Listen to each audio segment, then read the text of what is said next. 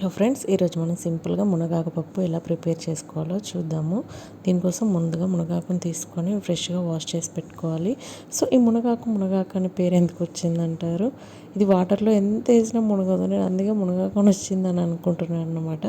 So దీనికోసం ముందుగా కుక్కర్లో పప్పు వేసుకొని పచ్చిమిర్చి పసుపు వేసుకొని ఒక విజిల్ పెట్టుకోవాలన్నమాట. పప్పు మెత్తగా అయ్యేంత వరకు మనకి ఎన్ని విజిల్స్ వస్తే అన్ని విజిల్స్ ఇలా విజిల్ పెట్టుకోవాలి. నెక్స్ట్ స్టవ్ పైన కడాయి పెట్టుకొని ఆయిల్ వేసుకొని హీట్ చేసుకోవాలి. ఈ ఆయిల్ హీట్ అయిన తర్వాత మనం ఇప్పుడు చూపించిన కరివేపాకు, ఎండుమిర్చి, క్రష్ చేసిన గార్లిక్, పోపు గింజలు వేసుకొని అవి కొంచెం ఫ్రై అవ్వనివ్వాలి.